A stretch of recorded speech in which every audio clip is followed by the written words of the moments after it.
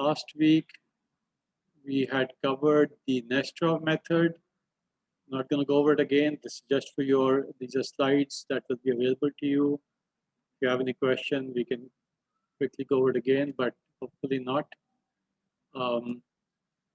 In CNN, we've covered the basics of CNN already. We had given you this particular example where you have an image. We applied 2 different filters. We saw the results of that. Then we applied a different image on it, and we saw the results of that as well. And then we saw how the images can be used together with an fully connected layer to be able to decide whether the initial image is a left diagonal or is it a right diagonal. And we said that depending on the weights, hopefully the weights will tell you whether it's a left diagonal or a right diagonal, right? So this is what we've talked about so far. Then we talked about max pooling as well, okay? So max pooling was fairly straightforward. You had a size of a filter and you had number of strides. And we spoke about the pros and cons as well. And we said that, Mr. Hinton has come up with a different mechanism, which is actually indicates what are the problems with max pooling, okay? We also talked about the size of the output. So this was, we saw how the calculation is done. This was the particular equation that was used. This is kind of a problem. So we had used this particular equation and we saw some examples, and we'll see some more examples today. So let's talk about what we're going to start off today. And I'm going to use, first of all, some examples, right? The first example that I'm going to use is something which is on YouTube. And I've given the link over here. It's about a half an hour long YouTube video.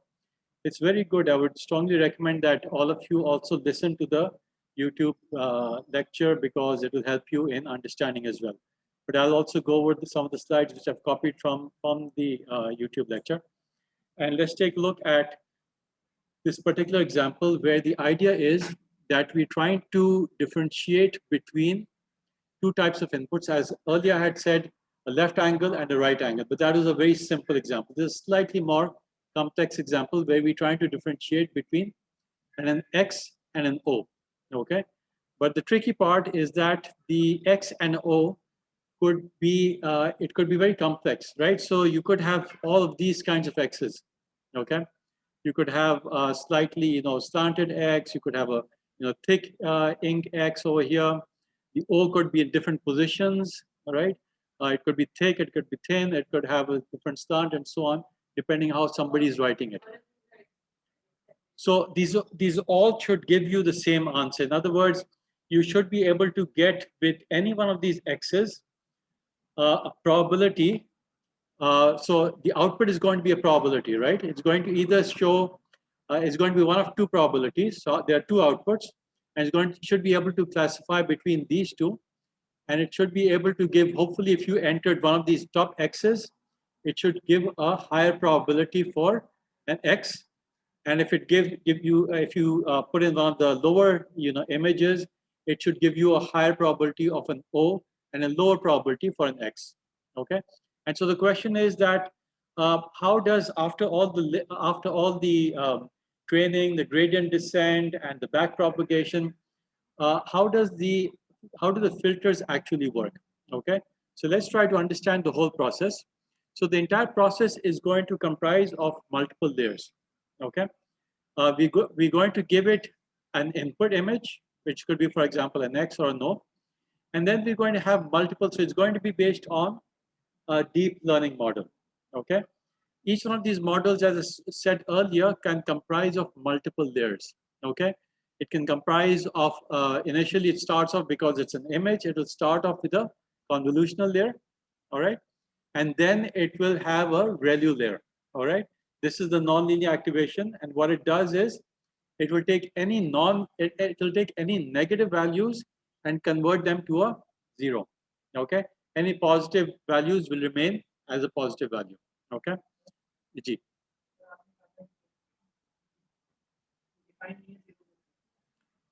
Sorry, say that again.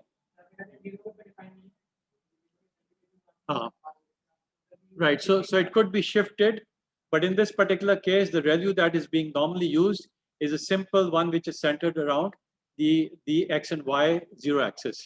Okay, at the center. So as soon as it goes positive, in other words, if I draw it over here,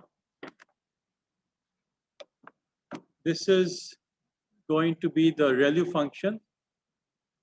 Okay, so it's going to look something like this, and it's going to be centered over here.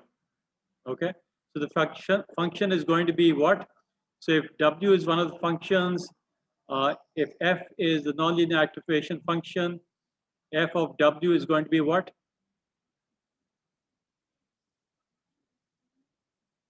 Sorry, max of 0 and 0 comma W, right? Because W is on the horizontal axis, we're taking one of the inputs, and we're saying as soon as 0 is negative, the output is going to be 0.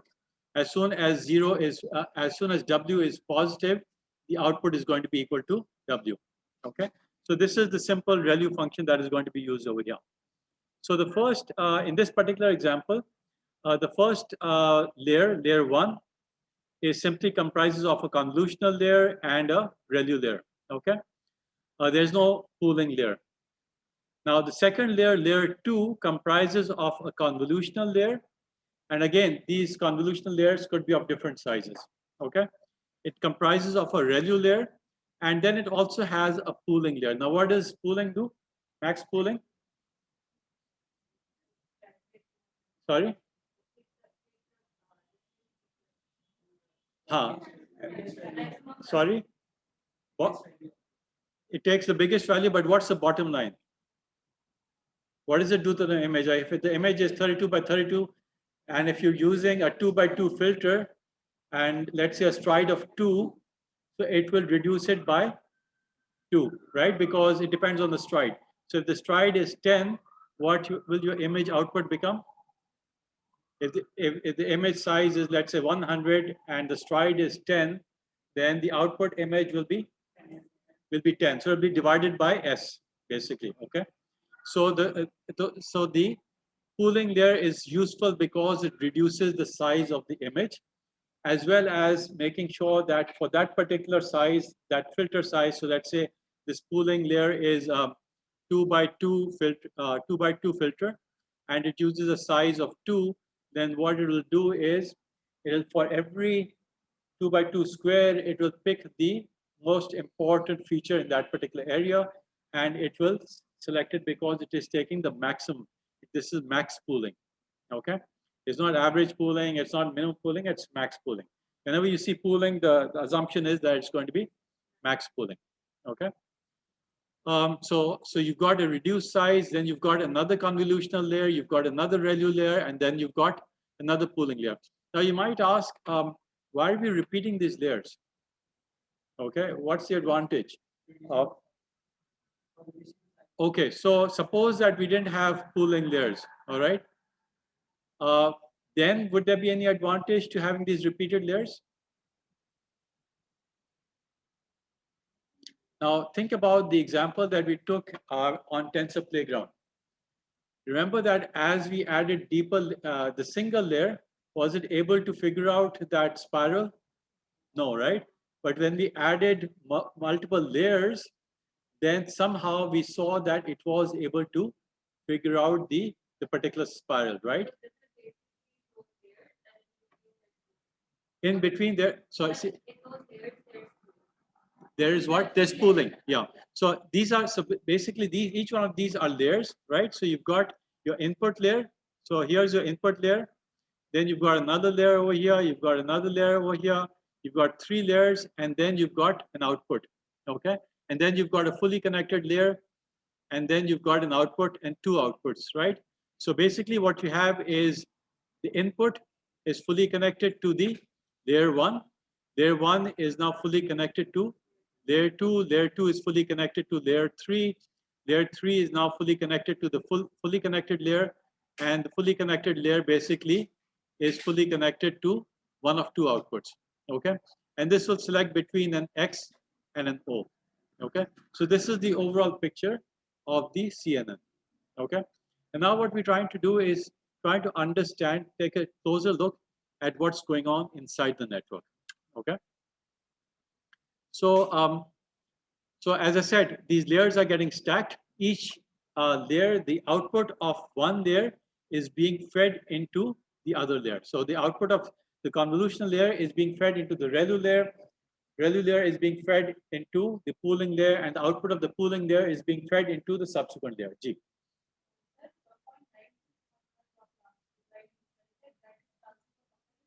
Yes, so basically at the output, depending on what you're giving it, so if in this particular example, if you're giving it an X, the example, the output over here is saying, okay, hopefully if it's properly trained, that it should detect X, and let's say the probability comes out to be 92%, okay?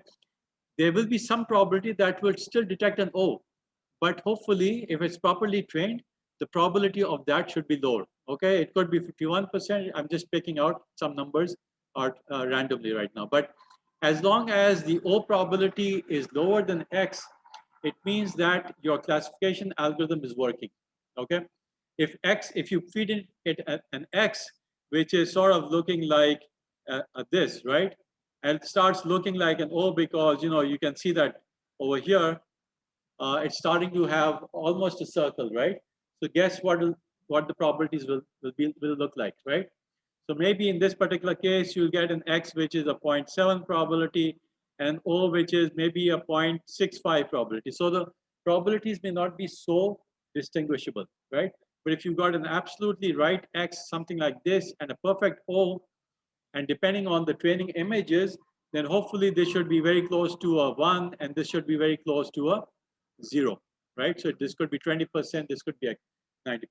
So this is what the overall CNN algorithm is trying to achieve. Okay, so this is the big picture. Okay. Yes, so you can have multiple fully connected layers. So you can use whatever architecture. So there are zillions of architectures, all right? Everybody comes up with their favorite architecture and they try different things. And you know, there are pros and cons. The more layers that you add, what's it doing to the network? What are the pros and cons of adding more layers? It becomes more complex, definitely. So it will be, imagine the backpropagation algorithm. It will take longer to train, okay? It'll take much longer to train. And what happens if you have a very deep neural network, an unnecessarily deep neural network? What do you think is going to be, besides the fact that it's going to be very complex, and besides the fact that it's probably going to take very long to train, what do you think is the other possible disadvantage? It might overfit, all right? So it will be so well tuned to the training data that any slight change in the data, any test data that you feed in, if it's slightly different from the training data, it will probably not be able to recognize that, right? So we're going to talk about the issues, how do we resolve overfitting soon, perhaps in today's lecture as well, okay? But let's first of all try to understand the CNN network, and then we'll talk about other parts. G. What are the limits? Okay, so we'll talk about that. All right, so just hold on, and we'll take a look at each one of these layers, hopefully a little bit more detail. Okay, so as I said, this is the kind of complexity that comes in. Okay, and the layers get stacked, and at the output of every one of these layers, you get something, an output image. Okay, these are normally called activation maps. Okay, activation maps, and you could just refer to them as outputs, but it's the technical term is an activation map. Okay. Now let's take and as I said, if you repeat this, eventually you'll get you know, as you go through pooling, you get smaller and smaller data, and your activation maps will actually become smaller. If you're doing pooling with, let's say, stride of 2, every time you use a stride of 2, it will reduce by half. Eventually, it becomes smaller and smaller. Yes, you can. You can use any nonlinear activation that you want. Okay. People have used sigmoid functions. People have used other functions as well. Okay. Sorry.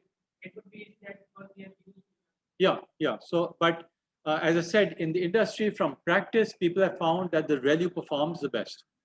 Okay.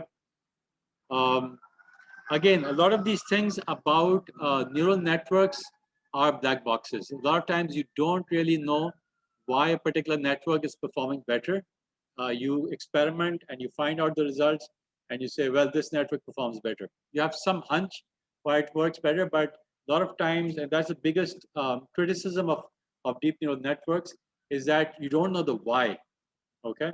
So you may have an answer that, ReLU works better, but why does it work better than a sigmoid? People can guess, but there may not be a very scientifically, well-defined answer sometimes. Okay. So let's take an example of 3 filters. Okay. Now we're trying to identify an X versus an O. Okay. So here are 3 filters, and what they're trying to do is this filter hopefully looks a little bit familiar. What does this remind you of? Have you seen this filter before? It's probably going to detect a left diagonal. The only difference is that they've also added a -1 where we had earlier shown a 0. Okay, so you can do that. You can define any filter. It could have +100 or -100, whatever. It could have any values. What do you think? And then, what about this filter? Does this look familiar?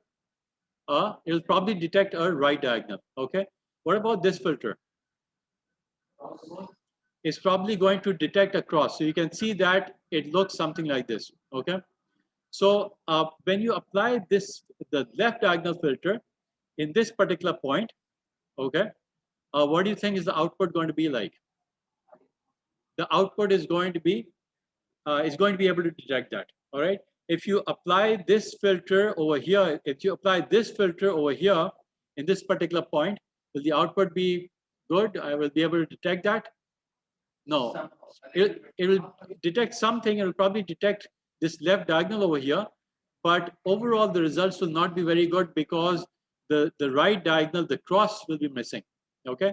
Similarly, if you put this right in the center over here, okay, what do you think will happen?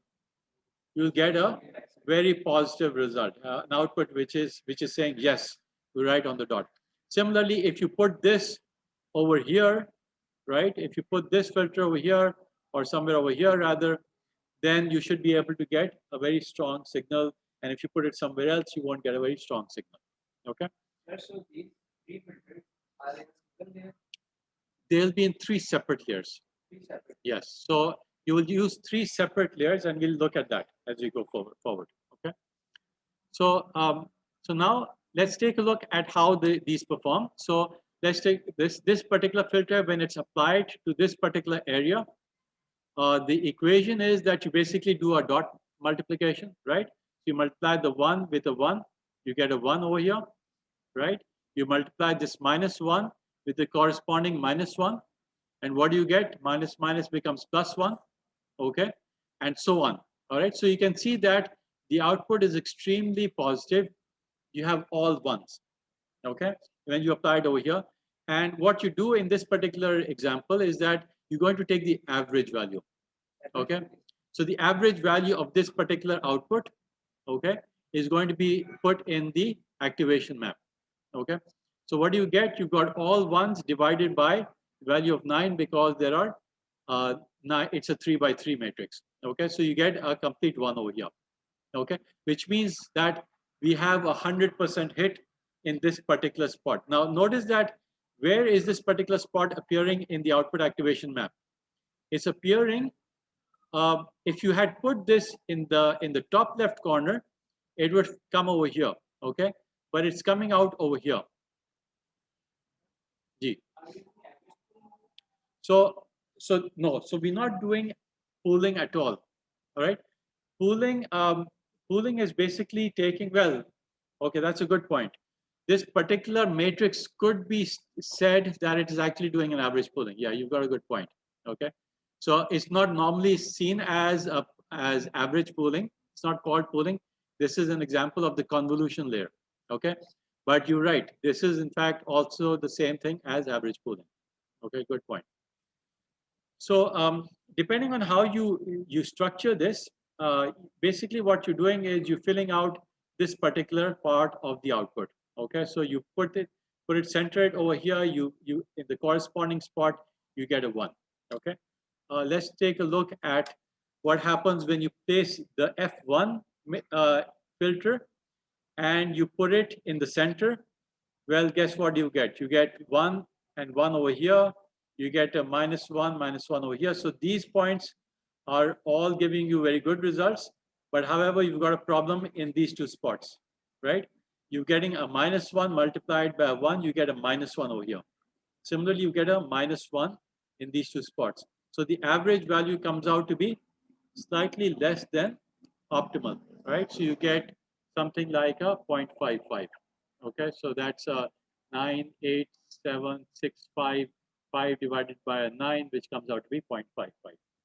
Okay, so you can see that over here what we're saying is that when you apply the F1 filter over here in the center, you don't get a very strong probability. Okay. Similarly, if we look at the entire output, what do we get?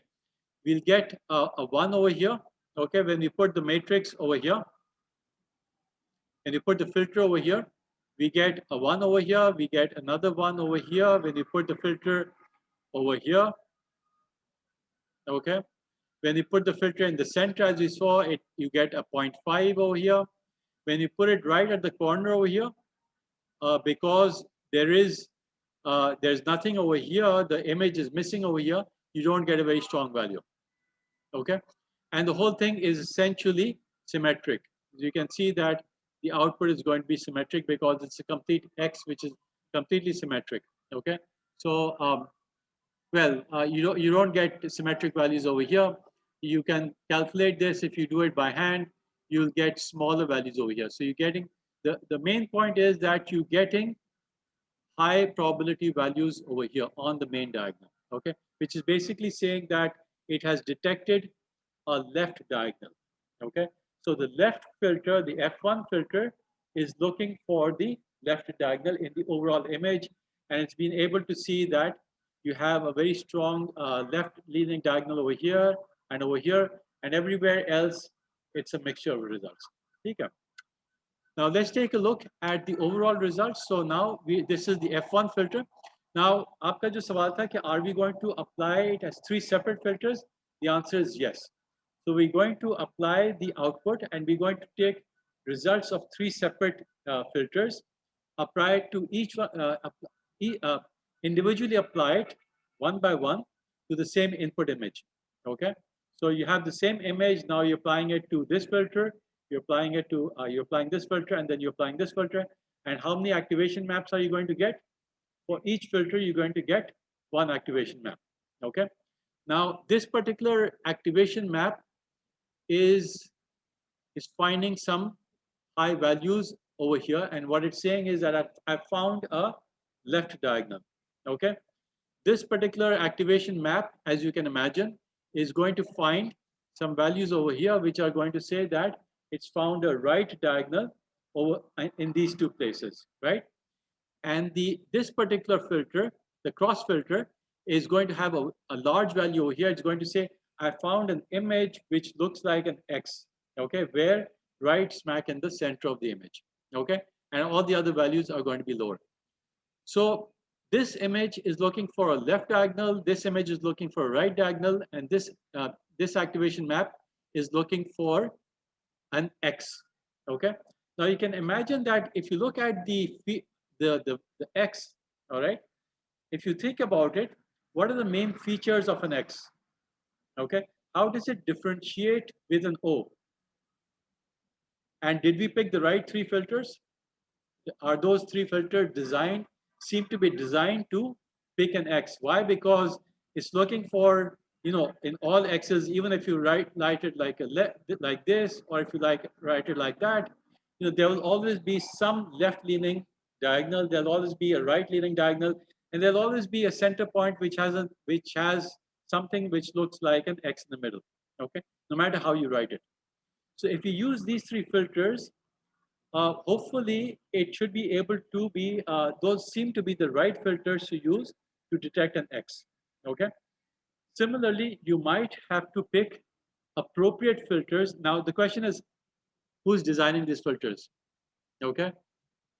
Am I going to sit down and figure out these filters, or one of you going to sit down and decide what the filter should be to select an X versus a no? Training, and how is it going to be figured out? These filters, back propagation, right? So these filters are, where are the weights in this network? The filter itself is the weights. Okay, so these filters actually are going to be the weights in the neural network, and these filters are going to be discovered through the backpropagation algorithm using gradient descent. How are these? We went over the backpropagation algorithm, right? Yeah, that was single. So let's go forward, and hopefully you'll be able to get some idea. Okay. If you still can't figure it out by the end of this lecture, then there's a problem. Okay. But let's see if you can get the answer as we go forward. Okay. So these are the three filters which seem to have been found out through a backpropagation algorithm. Okay. Um, now can somebody think about the kinds of filters that should be used for O? I'm not showing those over here, and neither does this particular YouTube lecture. But what do you think should be the appropriate filters? If you had to think of what would be appropriate filters, can you think of the right filters? So would it be a pure diagonal, something like this?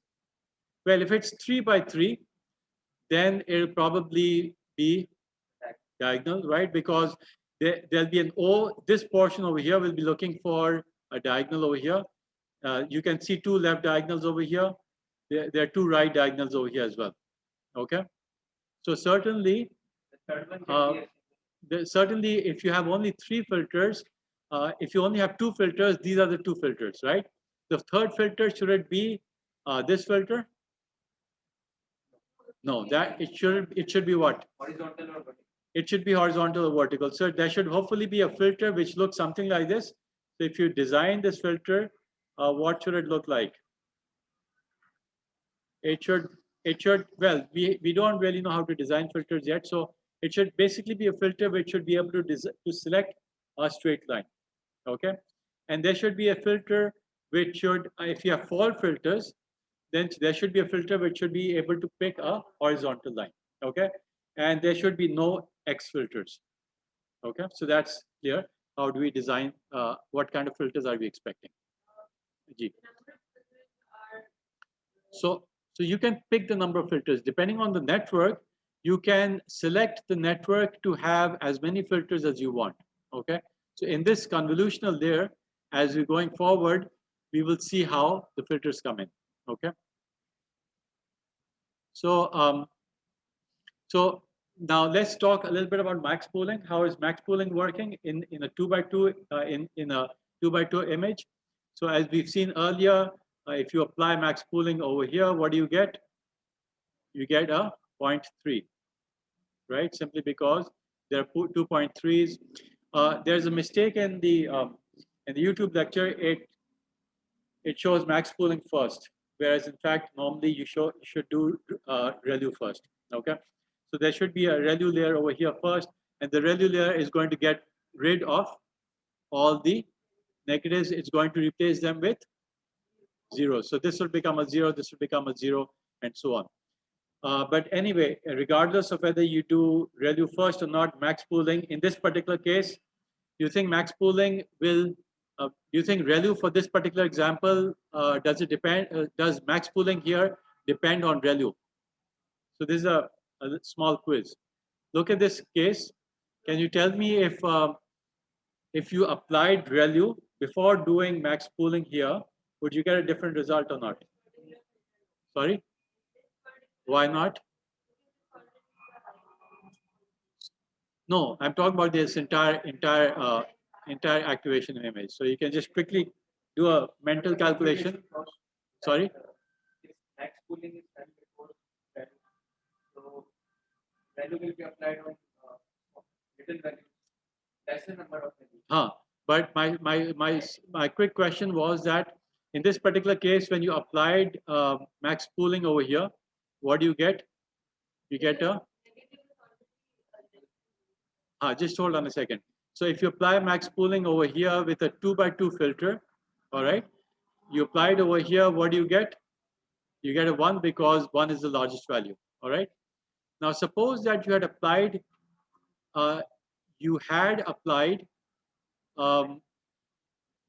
max pooling over here. Sorry, if you had applied ReLU before, would you get the same result? Yes. Why? Because this would have been replaced by a 0. This would have been replaced by a 0. And you would have still got a 1 over here. Okay. Similarly, if you apply, and this is a stride of 2, so we are going to shift the filter by 2. Okay. We applied over here. What do we get? We get a 0.33 because the maximum value is 0.33. Okay. If you had applied ReLU before or afterwards, does it make a difference? In this case, will it make a difference? No, because this, if you had applied ReLU beforehand, this would have given you a 0 and the output of still been a 0.33. G. It will affect. So that was my question. Okay. So can you think kahin par apply ho raha hai ye? Think of all of these examples. In सारे cases में जी somebody online.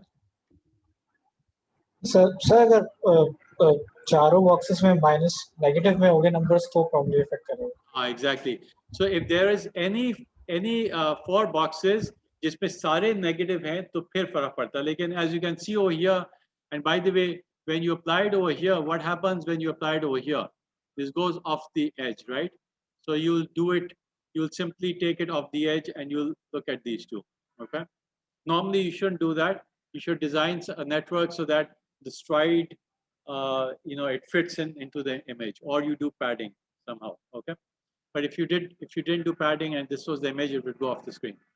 But anyway, as you can see, in all of these cases, all of the numbers are actually, the largest number is always positive. Okay.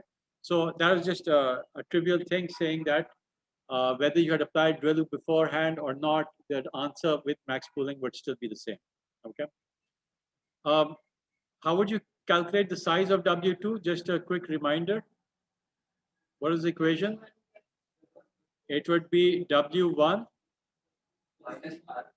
minus F plus 2P divided by the stride plus 1. So in this particular case, W1 is 1, 2, 3, 4, 5, 6, 7. You've got 7 minus the filter size. What's the filter size? 2 by 2, so that's minus 2. And there's no padding over here, so it's 5 divided by, what's the stride? 2, so it's 2.5 plus 1, so it's 3.5. As you can see in this, they've shown an output of 4. Okay, so actually what they've done is they've taken the ceiling over here. Okay, so that's how you do it in case this particular number comes out to be a fractional number. So you go up to the next integer. Okay, so we've got an idea of how max pooling is working. In this particular example, you can see how max pooling, all the outputs come out to be. So we're not going to do it, but you can see that it's basically picking out the prominent features over here. So it's picked out the 1 over here. Okay, when it's put over here, it's picked out the prominent feature over here that is found a diagonal, right? So it's found basically over here, you're missing something, but It's essentially found a strong left diagonal, all right, in this particular case. And this is just one of the images, okay?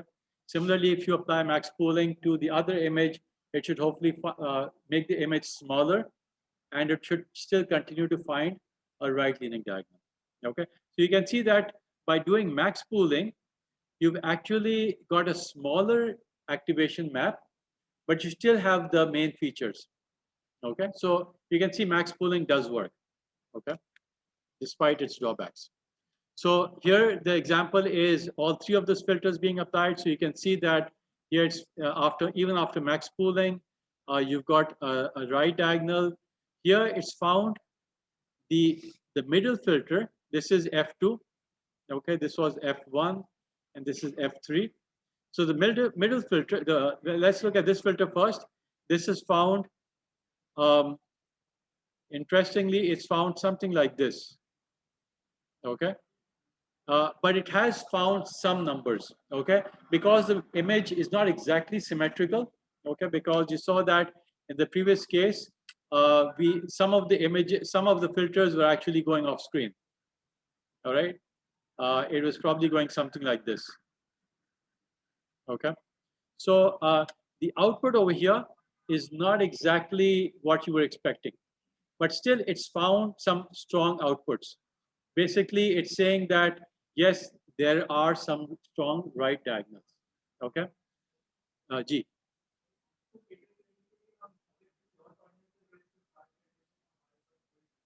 Bilkul. So if we had started slightly differently, or if we had made sure that the image is rightly bilkul centered hai in the image and it's symmetric, then you would have probably got a slightly better result. Okay? But that's not important. The important thing is that the right diagonal picked some numbers which indicated that there is a right diagonal present. Okay. Now the F2, which was the X, picking out the X, it found an X somewhere in the middle. Okay, not exactly in the middle, but somewhere in the image it was found. Okay. Now this was ReLU, so we've already seen what ReLU is doing. We can see that this individual has done it later on, but it's basically making the number 0. Okay, so I won't go over this. So now, after all of this, and this is the result coming out after several steps, after max pooling, eventually it comes out to be just a 2 by 2 because we did max pooling twice. Okay, so it's halved and then halved again. Okay, and then what do? We have a 2 by 2 image. So now what we do is, as we've done before, we stretch it out. Okay, and this one goes over here, and the 0.55 goes here. So again, we've got something like this. You see this output over here. This is the first output, the second output, and the third output. Okay. Now, basically what's happening is that each one of those filters is being used in the final output. Okay. And the final output, which is a stretched layer, is using all three of those output. And now the X is if you've trained it properly, it will be looking for, in this particular case, it's basically saying that if there's a 1 over here and there's a 1 over here, it implies that there is a left diagonal present. Okay. And if there's a 1 over here, this particular weight will have a strong value. Okay, so these will be the ones which are have a strong, are wider in width, are places where after training, hopefully it will be able to say that yes, this is detecting a right diagonal, and these 2 points are detecting a right diagonal. This is detecting the center point of the X, and these 2 points are detecting the right diagonal. Okay.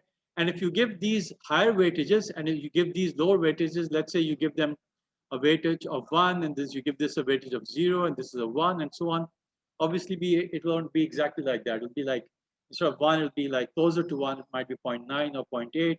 These could be smaller values. These could be 0.2, 0.3 and so on. This could be 0.7 and so on.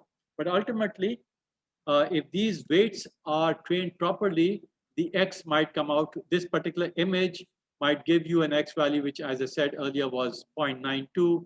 And when you're feeding in this particular image, hopefully the O, because the weights are smaller. So in this particular case, let's say if you feed it an O, you might get smaller values over here. Okay, well, this is still an X. I didn't show an O. So this was an O. So basically what you're saying is that you have larger values in the in these places. Okay. And this, a more realistic example or a slightly different example. Okay. And if you had an O, guess what would happen? You'd probably have larger values over here, and these weights are larger. So when this is fully trained, you have weights. How many weights do you have in the? How many weights do you have in the final layer? So how many are these? This is 1, 2, 3, 4 times 4 times 3 is equal to 12. So you have 12 inputs over here, okay, and you have 2 outputs. So how many weights are there in total? There's going to be 24, right? So it's going to be 12 times 2 is equal to 24 weights which have to be trained. Okay, so after training, these weights could be larger, 0.9. At the same time, this weight is also going to be large. Okay, but this weight is selecting an O. Okay, this weight is linked to the X output. Okay, so you probably have a 0.9 over here, 0.9 here, 0.8 here. The rest of these values could be closer to 0, 0.1, 0.2, and so on. So all of these values might be. So the same value, if you notice this particular link, which is going to both X and an O, when it's going to X, it will probably have a smaller value, let's say 0.01. But when it's going to O, it may have a much larger value, 0.9. Okay. So you see how the whole thing is working out. Okay. G.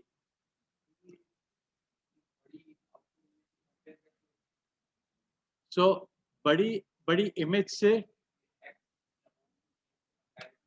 so if you look back, if you look at the overall picture, right? If you look at this particular image, right?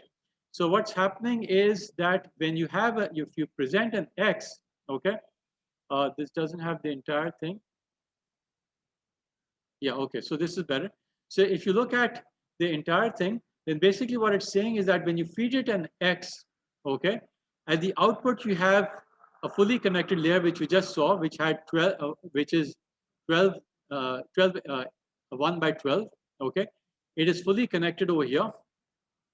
This is a fully connected layer, okay. You have 12 weight, you have 24 weights over here. Now, if you feed it an X, the output over here should come out to be larger value. This particular value should be larger. At the same time, when you're feeding it an X, the value over here should come out to be small. Okay? If you feed it an O, what will happen? This particular value will become smaller. It might go up to let's say 0.3. All right? So that's the magic part. Okay, how is that computed? Okay, that's being computed based on each one of these weights. Okay, you saw all the results over here. Okay, so take a look at the result over here. So you're getting all of these weights. Okay, this number over here, these numbers over here, the strong numbers over here are basically saying that there is a left diagonal present. Okay, the fact that there is a 1 over here is indicating that an X is present, something in the center is present, which is X. Okay, the ones over here are picking out a right diagonal. Okay, so all of these numbers, these big numbers, are slowly going in. And if you remember your deep layer model, okay, what was it doing? Basically, what it was doing is,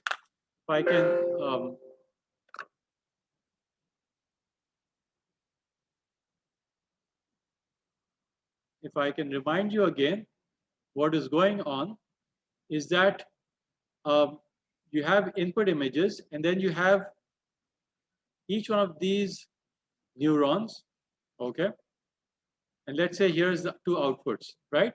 So if you look at the activation maps in the middle, this might be looking for an activation map which is a right diagonal.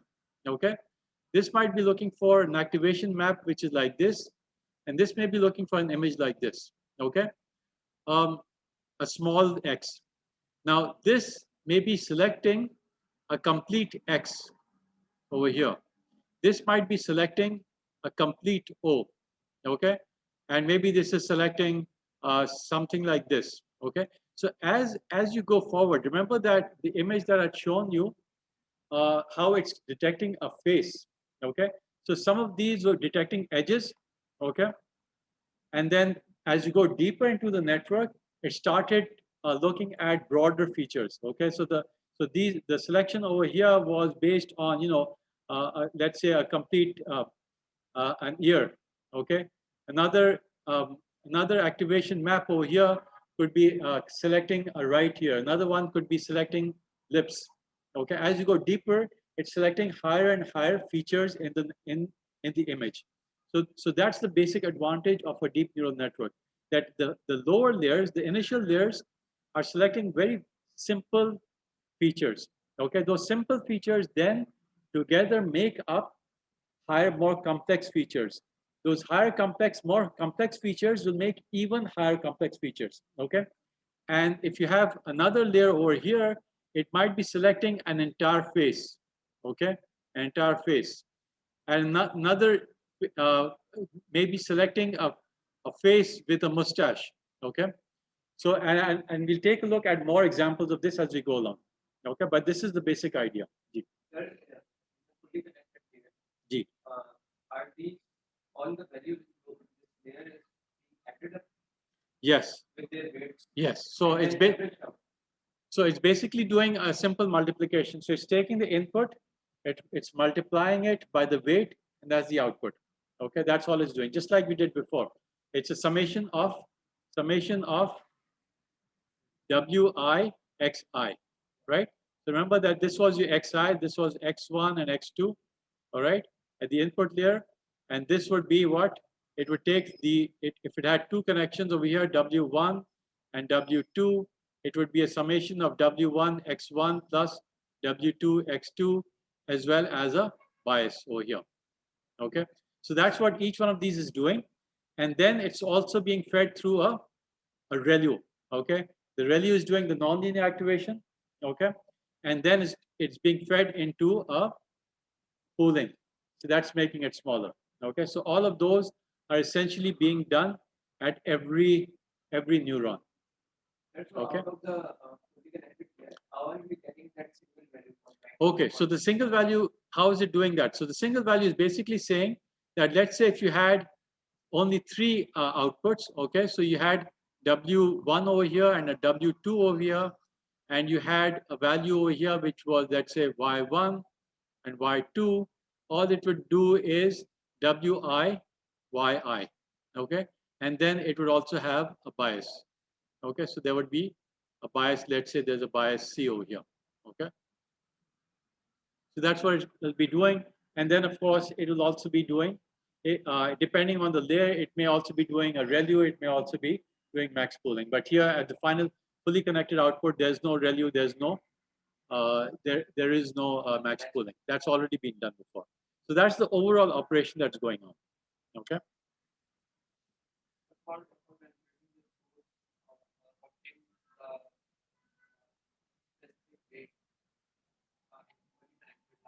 Yeah. No, so the fully connected layer is not a convolution layer. Okay. So if you look at this network, over here, there's a convolution layer. The network is generally specified. Okay. There's a convolution layer here. There's a convolution layer here. There's a convolution layer here. But here, there are no convolution layers. Okay, it's simply doing a fully connected layer. It's doing two fully connected layers. And you might say, why is it doing two fully connected? Well, it depends on the architecture. Okay, there may be, we'll look at the fully connected layers and we'll get an idea as to what it's doing. Okay, as you go forward. G.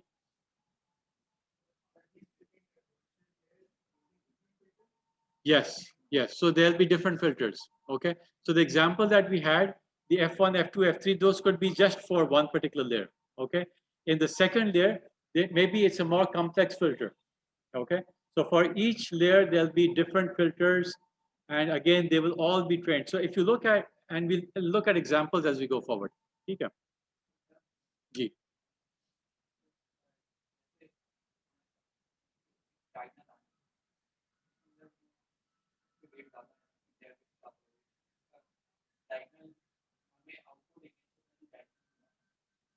ठीक है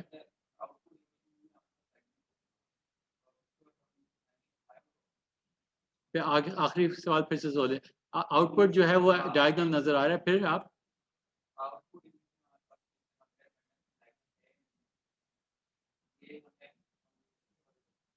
नहीं देखें ultimately the loss is going to be calculated over here.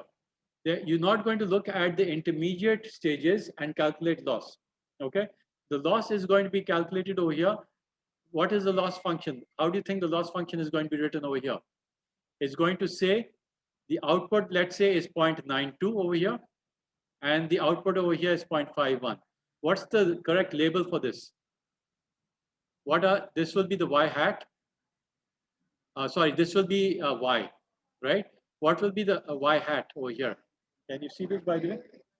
Y hat क्या होगी यहाँ पे? Y hat will be a 1 over here, and this will be a 0. Okay?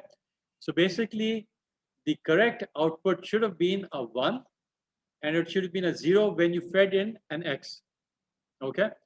So the loss is going to be calculated at the output. It's going to say, well, what is the loss in this case? It's going to be 1 minus 0.92 plus, and depending on how you're doing the square, so it's going to be y hat minus y sub I. Okay, it's going to be a squared and it's going to be a sum, right? So in this case, it's going to be 0.92 minus 1 squared plus 0.51 minus 0 the whole squared. Okay, so the loss is going to be given by that, right? Is the loss going to be very low? Probably not, because it gave a 0.51 when it wasn't an x. It wasn't an O. Okay, ideally it should have been a lot smaller.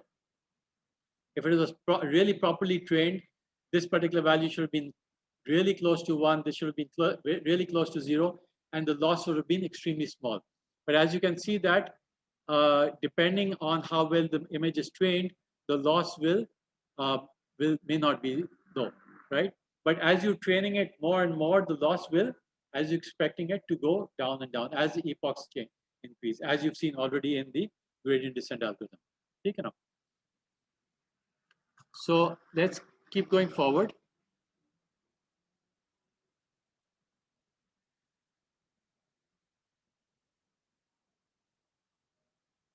Okay, so you've got an overall idea of how the convolutional neural network is working. Okay. Now let's try to spend some time trying to figure out convolution hota kya hai. Okay, abhi tak maine aapko ye nahi bataya ki convolution hota kya hai. We've talked a little bit about it, but let's take a look and try to understand what are the different types of filters. Okay, so let's take a look at different filters and let's try to see what are they trying to achieve.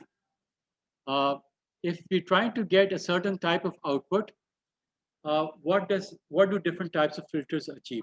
Okay, so let's take a look at a one-dimensional case, because two-dimensional becomes harder, and two-dimension is simply extrapolation of one dimension into two dimensions. Okay, so I'm going to take a one-dimensional filter, and I'm going to apply it on an input which is also one dimension.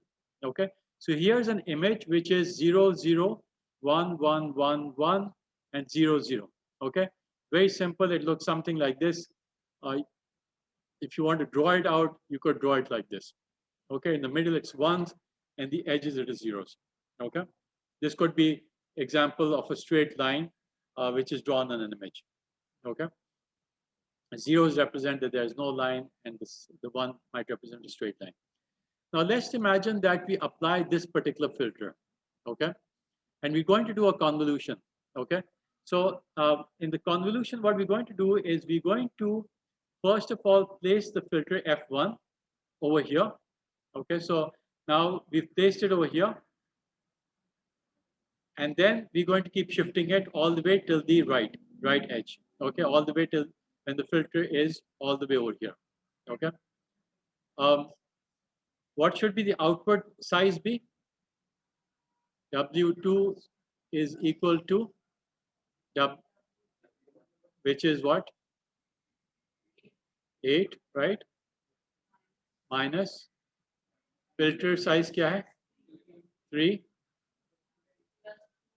And what are we doing? We're not adding pad. Actually, I've added pads. So you might say that the original image was 4, and I've added a padding of 2. Okay, but either way, you can see that where the 8 comes from, right? We're going to do a stride of 1. Okay, so this is going to be a 1 plus 1. So this is going to be 5 plus 1, 6, right? So conveniently, I've chosen an output which is of size 6. Okay, so you're always going to get a size of output 6. So this could be called an activation map. So can somebody tell me what the results are going to be over here? This is going to be a 0 because we have a 0, 1, 0. When you do a dot multiplication, you'll see that 0 times 0 plus 0 times 1 plus 1 times 0, you got all zeros. So this is going to be a 0. What happens when you place the filter over here? It's going to have a 1 over here. Okay.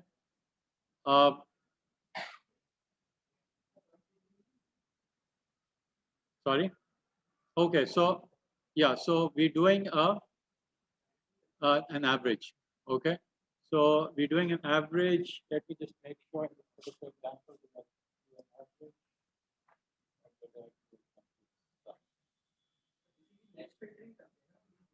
sorry.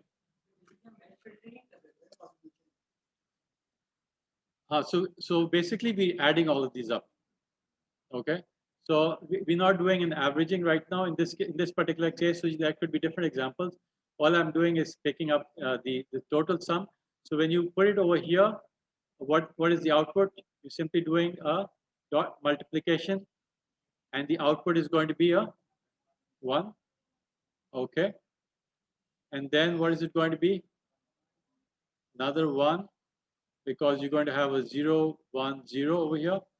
This and this are going to multiply together, and you're going to get a 1 over here. And then you can see that it's symmetric, right? So what are we expecting over here? Another 1 and a 0. Okay. Now, what's interesting about this particular output? It looks similar to the input. The ones have been kept intact. Okay, and we've lost the image has become slightly smaller, the activation map, but essentially the output is the same as the input, but except that it's smaller. Okay, so if you have something like this, you can say that this is an identity filter. Okay, identity. This is an identity filter. Okay, now let's take a look at this particular filter. It's got a 2 in the middle and a -1 and a -1.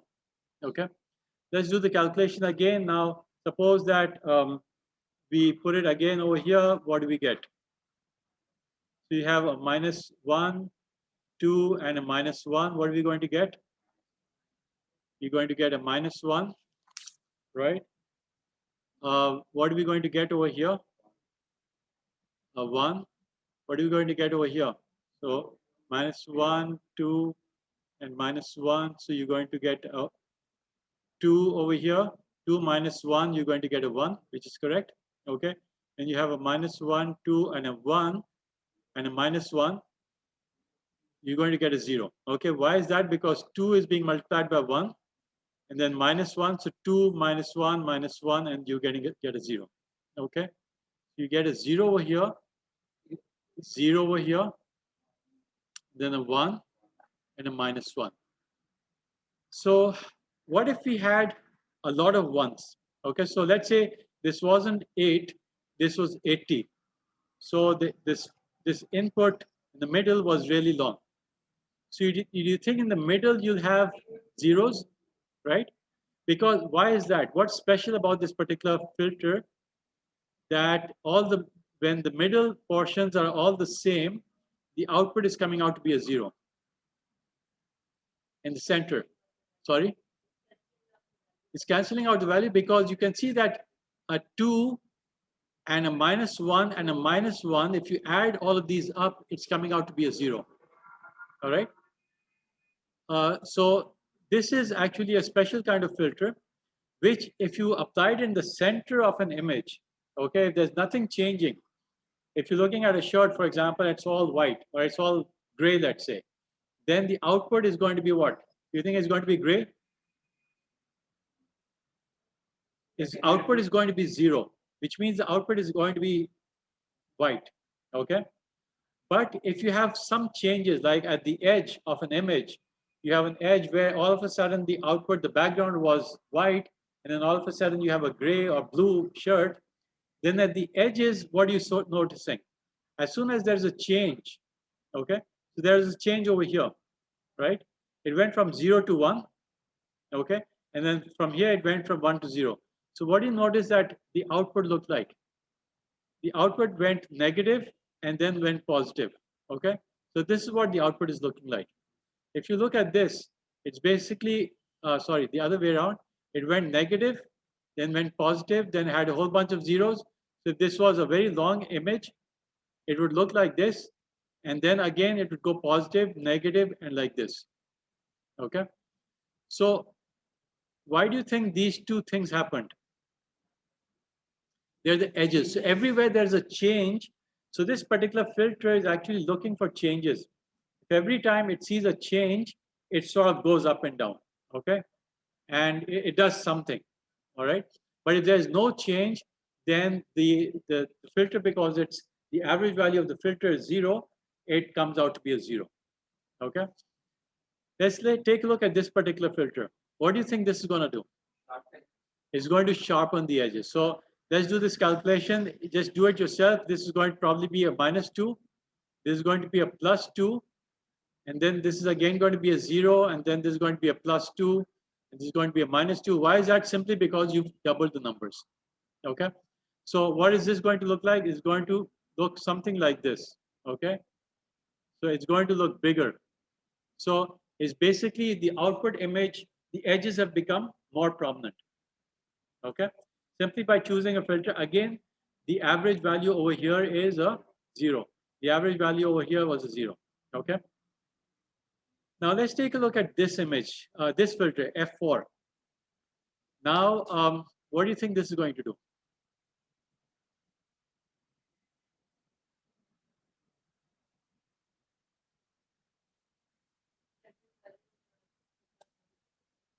So its average value is a 1.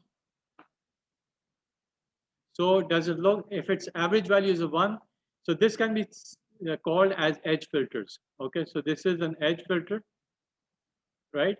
This is also a sharpened edge filter. Sharpened edge filter. Okay. Now, this is clearly not an edge filter. Okay. Sorry? Okay, let's do the calculations. Let's apply it over here. So I'm going to apply it over here. Let's see what we get. So you have a -1 and a 3 and a -1 applied over here. What do we get? -1, -1, 3 and -1. What do we get? A 3 -1, that gets you a 2. Okay. -1, 3 and a 1 over here. Then you get a -1. You get a 3 minus, yeah, 3 minus -1, -1, right? So you get a 2 over here. Sorry, you get a 1 over here. Okay. -1, 3 and a -1. What do you get over here?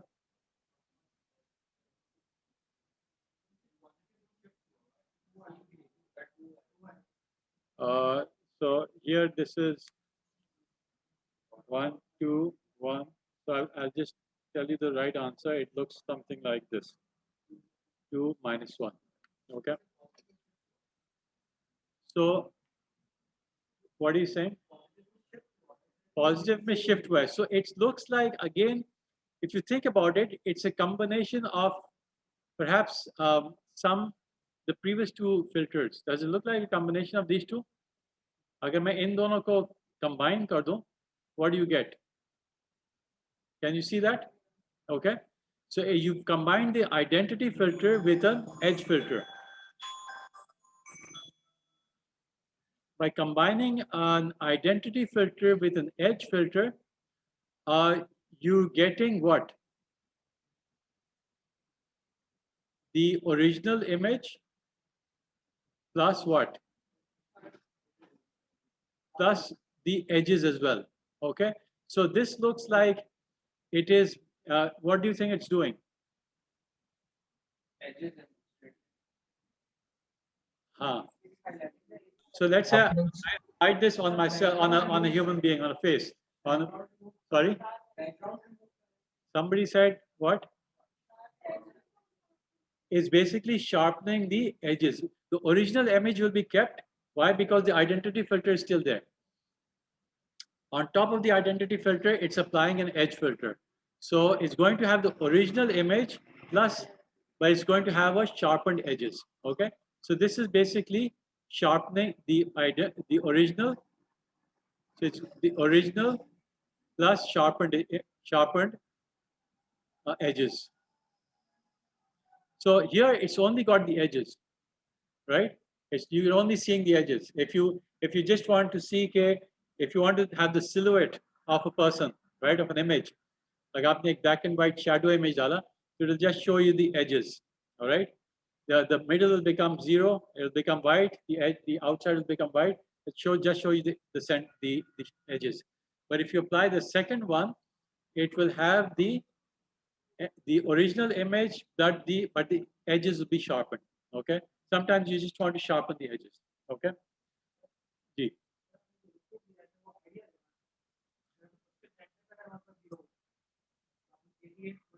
हाँ ठीक है.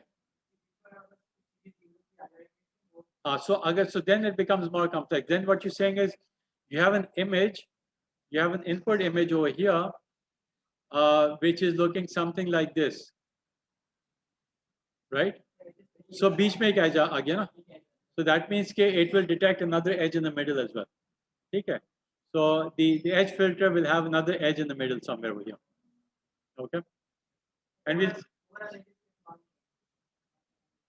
so basically what it will show you is that, let's say you had, and we look at examples as well. So just hold on. This becomes a bit trickier. So now let's take a look at the last example, and then we'll break for 15-minute break. What do you think this is doing? This is the average filter. Okay. This is doing blurring, right? So you can guess what it's doing. This is going to blur the image. Now let's take a look. Let's apply it over here. So let's apply it over here. Kya hoga output? So you apply it over here. 1/3, 1/3, 1/3. What are you going to get as the output? 1/3. You apply it over here, you get 2/3. You apply it in the middle, you get 1, 1, 2/3, and 1/3. Okay. So you can see that the image, the original image, which looks something like this, now instead of looking like this, the image is sort of looking something like this. Okay. The edges have got slopes. Okay. It's slowly starting from 1/3, is going to 2/3, and then it's going all the way up till 1. Okay. So if you sometimes want to blur the image, let's say you've got your credit card number and you want to send it to your friend, but you don't show the numbers. So what you can do is apply a filter on that particular portion, and it will simply blur the numbers. You won't be able to detect what it is, and you can imagine where it's applied. It's applied in a lot of cases. And you have Google Maps, and you see a human being. They apply it on the human being so that you can't detect, who was actually over there, right? Just for privacy. So these are simple filters. Let's take a 15-minute break and then come back before we continue.